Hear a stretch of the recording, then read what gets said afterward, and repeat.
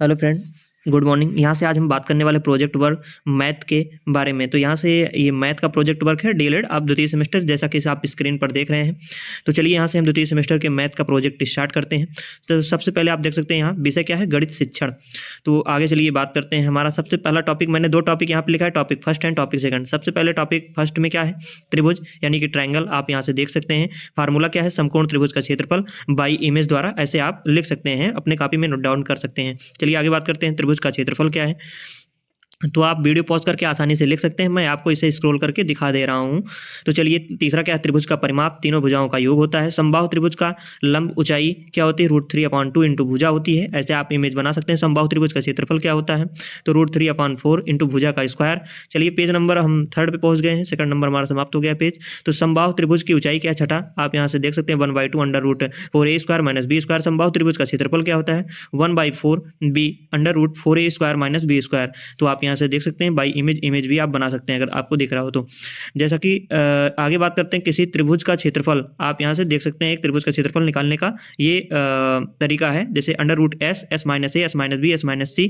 तो जहाँ यस क्या होता है, a+b+c/2 और a b c क्या है, क्रमशः त्रिभुज की भुजाएं, जैसा कि आपको इमेज में दिख रहा है। a से b के बीच में c है, a से c के बीच में b है और b से c के बीच में a है। चतुर्भुज, यहाँ से आप देख सकते हैं हमारा जो बी है वो चतुर्भुज के ऊपर है। सब चतुर्भुज की जितनी भी फार्मूला होते हैं, समांतर चतुर्भुज का क्षेत्रफल क्या है। ऐसे थोड़ा ये इमेज नहीं दिख रहा है, तो आपको ये बता दें कि थोड़ा इमेज आप बना सकते हैं। ऐसे ऐसे है, ऐसे आगे, ऐसे पूरा टोटल आप यहाँ बना सकते हैं। यहाँ पे नीचे आधार लिखा है, ये हमारा ए है, ये हमारा बी है, ये हमारा सी और ये हमारा डी है। और यहाँ पे ऐसे है, ये क्या हो गया आपका, ये आधार हो गया। नीचे वाला जो ये है क्या है, ये आधार है, तो आप इसे लिख सकते हैं आधार। तो ये नीचे है, नीचे ये आधार है। तो आपको जैसे मैं इमेज बनाया हूँ ऐसे आप बना सकते हैं, मैं ऐसे हाथ से बना दिया हूँ। तो चलिए आगे बात करते हैं, समचतुर्भुज का क्षेत्रफल क्या है। तो ये समचतुर्भुज का क्षेत्रफल 1/2 विकर्णों का गुणनफल। आप यहाँ से ये इमेज आपको दिख रहा होगा कैसे है। समचतुर्भुज का क्षेत्रफल क्या है, आधार गुणे ऊंचाई। समचतुर्भुज की भुजा क्या है, आप यहाँ से 1/2 √d1 का स्क्वायर प्लस d2 का स्क्वायर। समलंब चतुर्भुज का क्षेत्रफल 1/2 समांतर भुजाओं का योग गुणे ऊंचाई। और ऐसा आप इमेज बना सकते हैं। चलिए आगे बात करते हैं, सी नंबर आयत है। आयत का परिमाप क्या होता है, तो 2 गुणे l + b, ये लंबाई प्लस चौड़ाई।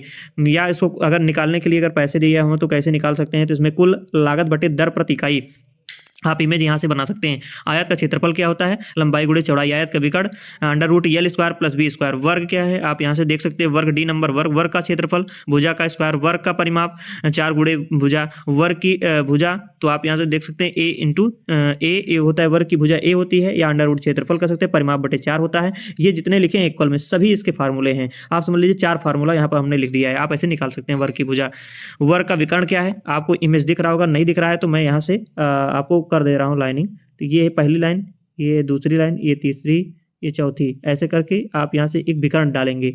और यहाँ पर ये जो लिखा है ये विकर्ण लिखा है, और ये हमारा ए है, ये हमारा बी है, ये हमारा डी है और ये हमारा सी है। तो आप ऐसे बना सकते हैं, ठीक है। तो आगे हम बात करते हैं सर्कल, वृत्त के बारे में। तो ये वृत्त की परिधि क्या है, वृत्त की त्रिज्या क्या है, वृत्त का क्षेत्रफल क्या है। तो आप इसे वीडियो पॉज करके आसानी से लिख सकते हैं और इसे इमेज भी बना सकते हैं। त्रिज्यखंड का क्षेत्रफल क्या है, त्रिज्यखंड की वजह से आपको इमेज दिख रही होगी। आगे हम बात करते हैं त्रिज्यखंड का क्षेत्रफल क्या है, तो आप इसे वीडियो पॉज करके आसानी से लिख सकते हैं। चाप AB की लंबाई क्या है, तो बाई इमेज के द्वारा आप इसे नोट डाउन कर सकते हैं। अर्धवृत्त, अर्धवृत्त क्या है, तो अर्धवृत्त की परिधि, अर्धवृत्त का क्षेत्रफल आप यहाँ से आसानी से देख सकते हैं। आगे चलिए बात करते हैं वृत्ताकार वलय, रिंग का क्षेत्रफल क्या होता है, पाई ब्रैकेट में r² - r² होता है, capital R² - small r²। Topic second हमारा क्या है, घनाभ। तो ये हमारा 3D है। तो क्यूबाइड, इच्छा आयताकार सतहों से घिरे ठोस को घनाभ कहा जाता है। घनाभ में 6 सतह, 12 किनारे, 8 शीर्ष, 4 विकर्ण होते हैं, जैसा कि आपको ये दिख रहा है। तो आप यहाँ से घनाभ का इमेज बना सकते हैं। घनाभ का आयतन क्या होता है, घनाभ का संपूर्ण क्षेत्रफल क्या होता है, घनाभ के लंबवत पृष्ठों का क्षेत्रफल क्या होता है, घनाभ का विकर्ण क्या होता है, जैसा कि आपकी स्क्रीन पर दिख रहा है, आप वीडियो पॉज करके लिख सकते हैं। घनाभाकार कमरे में चारों दीवारों का क्षेत्रफल 2 ब्रैकेट में l + b इंटू h होता है। आगे बात करते हैं घनाभार कमरे का आयतन l into b into h होता है। घन क्यूब, तो आप यहाँ से सेकंड में बात कर रहे हैं b क्यूब के बारे में। 6 समान वर्गाकार सतहों से घिरे ठोस को घन कहा जाता है। घन में 6 सतह, 12 किनारे, 8 8 शीर्ष 4 विकर्ण होते हैं। घन में सबसे लंबी दूरी विकर्ण होती है। घन में सबसे लंबी दूरी कौन सी होती है? विकर्ण होती है। यहाँ से आप जैसा कि स्क्रीन पर आपको दिख रहा है, आप नोट डाउन करके लिख सकते हैं। घन का आयतन, घन का संपूर्ण क्षेत्रफल, घन के वक्रपृष्ठ का क्षेत्रफल, घन का विकर्ण। आगे बात करते हैं बेलन। तो यहाँ से आप इमेज बना सकते हैं सिलेंडर का। आगे चलिए बात करते हैं इसके फार्मूलाज क्या हैं। बेलन का आयतन, बेलन का वक्रपृष्ठ का क्षेत्रफल, बेलन के संपूर्ण पृष्ठ का क्षेत्रफल। तो आप यहाँ से लिख सकते हैं बेलन का आयतन पाई आर स्क्वायर एच, बेलन का वक्रपृष्ठ का क्षेत्रफल 2 पाई आर एच। खोखला बेलन क्या है? खोखला बेलन आप इसे इमेज बना सकते हैं।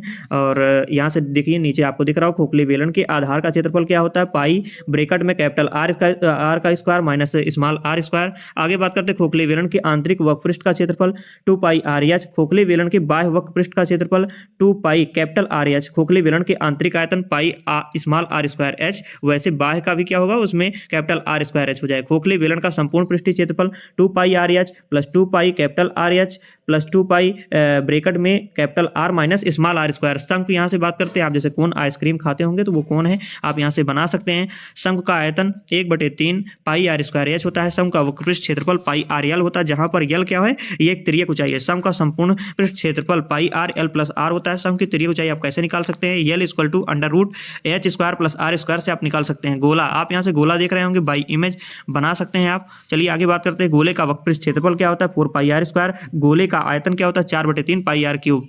तो यहाँ से हमारा ये समाप्त हो चुका है, तो आप इसे नोट डाउन करके लिख सकते हैं। थैंक यू, जय हिंद, जय भारत। मिलते अगली वीडियो में। यदि वीडियो पसंद आया तो लाइक जरूर करें। थैंक यू, जय हिंद, जय भारत।